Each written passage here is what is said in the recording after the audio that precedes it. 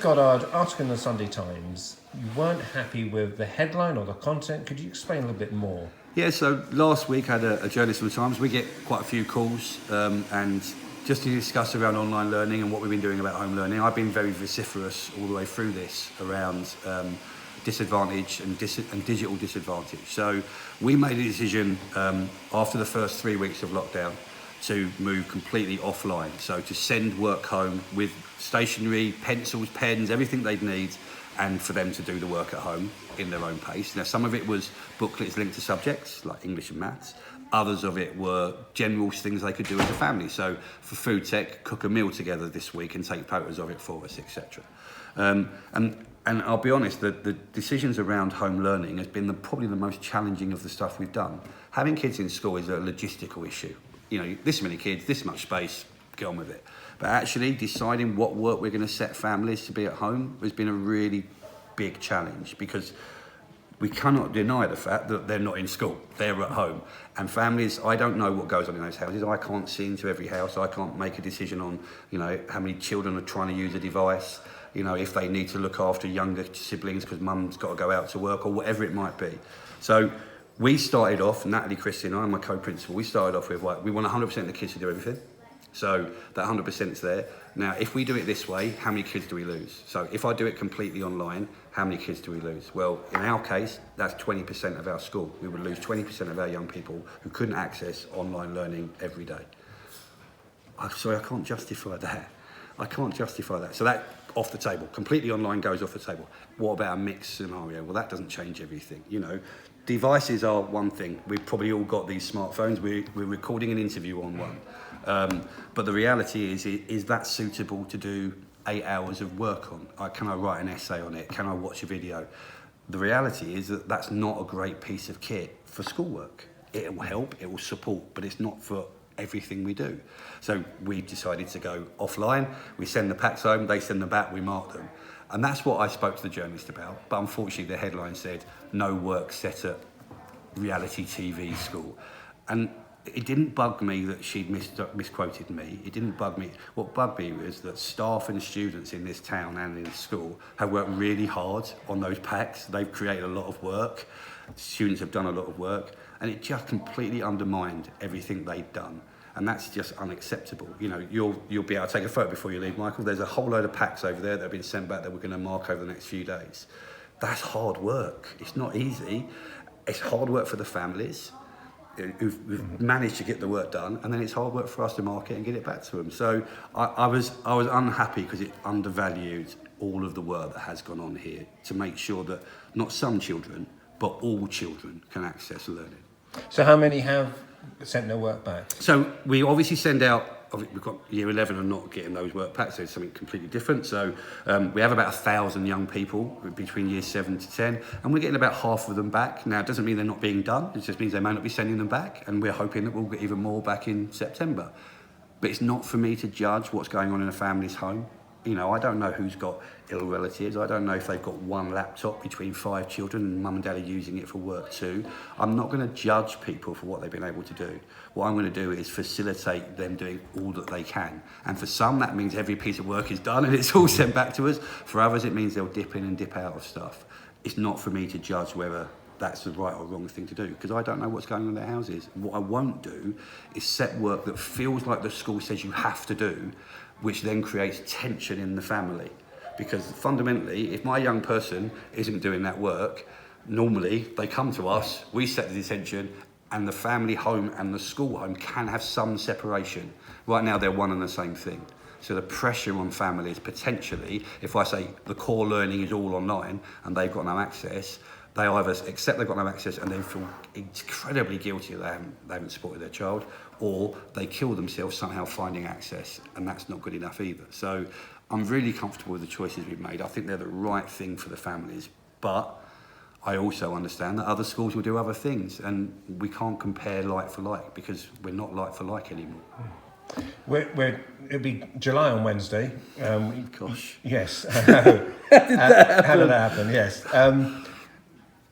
What arrangements will you have, for example, for the summer and in September? Have you got a week plan, or have you got a summer plan? I mean, for example, you used to have summer schools. What's happening there? Yeah, I mean, I'll be honest. This year's done for me. I'm not even considering what's happening now because the year 10s are set up. If another 50 want to come in tomorrow, we've got the staff to do that. So, from a logistical point of view, from a planning point of view, that's done. Forget this year's done. However, if I look at what we would be doing this time of year, last week should have been prom and sports day and all those things we've missed. One of the really big things we've missed is that transition stuff we do with year 6s into year 7s. Having lived through this as a dad not too long ago, I know how big a deal that is, that move from year 6 to year 7. And so I know that's going to be the thing that lots of families are anxious about. And so we've written to every year 6 on at least 2 occasions, if not more. We've got appointments with their families where they're going to come in and talk to us about, their houses and things like that. We've got a load of transition videos that we're almost finished making. I've got to reshoot one because I didn't sound very good in it, supposedly.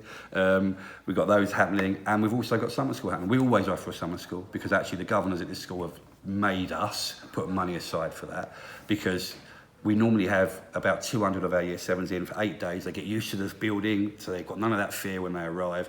So we still intend to do that. So we phoned all of our year 6s last week, or finishing phoning them this week actually, and we've got 251 kids in year 7 for September, and I think we've got 249 that have said yes so far. So it'll be a summer school. It'll look different. Instead of it being one summer school of 8 days, it'll be 2 summer schools of 4 days, so we can have them in halves and spread them out. But a focus for me is getting our year 7s in and feeling comfortable in the building. So that a huge amount when it comes to, what does that say? I think it probably says that the timing means that year 6 is done for lots of these young people. They're thinking of September and they're not back in their old school, so the old school becomes less relevant. And I think that's a shame in some ways, because I know how much the primary schools worked so hard for their year 6s in this last term, and they've missed out on a lot of stuff. But I also get it as a parent. The big thing in my child's life in the next few weeks is going to secondary school, so that's what I want to know about. So I think it says that that's a priority. I think it says that we're right to focus on it. I think that's what it says. I think we're right to say, as secondary leaders, we should be making sure our primary family that are going to come in are comfortable. I think the big thing that is in the back of my head, if I'm completely honest, is I don't know these kids. Years 7 to 10 here, which will be 8 to 11 next year, I know them. If I don't know them, somebody else really does. And so if they're going through something, we'll be able to help them.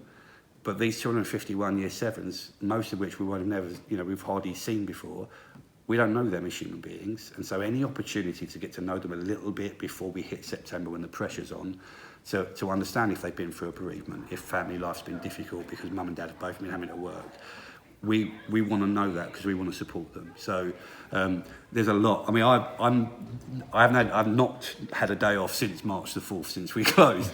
And the likelihood of having one in the near future isn't going to happen either. But I'm lucky. I have such an opportunity to do something that's worthwhile. So, I think that's a privilege. Having a role right now where you can do something that's positive gives you a sense of purpose, and I think I'm lucky with that. Do you empathise at all with what Robert Halfon's been saying? He looks around and he's worried about the consequences of the schools not being open, and he looks at the fact that the pubs and the restaurants and the hair salons are all opening up on Saturday, and he's saying the schools more or less effectively are still to a great number closed, and he's really worried about the long-term consequences. Do you share his worries? Yeah, of course. I mean, we all want the kids back. We are desperate to have them all back, but we have to follow the science. And I guess if you look at that science through a child's eyes, they're very low risk, etc. But I'm also looking after the adults, and I have staff in here who are in the middle of cancer treatment. I have staff in here who've got multiple sclerosis. I've got staff in here who've got fibromyalgia, lupus, who manage their own condition in normal situations. Now, I can't justify inviting them back in to teach children. That could kill them. And so I understand, I absolutely get, we want them back. But actually, the shift from wanting them back and the reality of managing them back in, there's a whole journey. And I'll be honest, I've invited Rob once a week to give out a virtual tour of the school. He knows that school, he's been many times. But for me to actually show him, this is a challenge. This is a challenge. And I'm happy to show him that on Zoom. So when he talks in public, which he's done a lot of, and great, I'm really chuffed about, he actually talks with some evidence in his head, because just wanting all children back is one thing, but actually managing them all back is something else. And while people in London keep telling me how to manage stuff here without actually seeing it, it's not going to make me change my mind. We'll do what's right here. But finally, everybody will need to be back in September, won't they? And Gavin Williamson, the education minister, is saying if you're not back, you could be fined. Yeah, he could be fined. I mean, I think it's an interesting one. Yeah, we do want them back, and I expect them to be back in September. You know, it may take a few weeks into September so we can do some face-to-face stuff to find out, but I would imagine that we'll be back fairly normal fairly quickly. Interesting about fining for non-attendance. We fine. We are never hidden the fact that if a parent takes a child on holiday during term time and they don't have to, they'll end up in court probably. But there is a clause in the attendance stuff, and it's called exceptional circumstance. And if my child going to school means they could come back with a disease that will kill my mum, that's an exceptional circumstance as far as I'm concerned.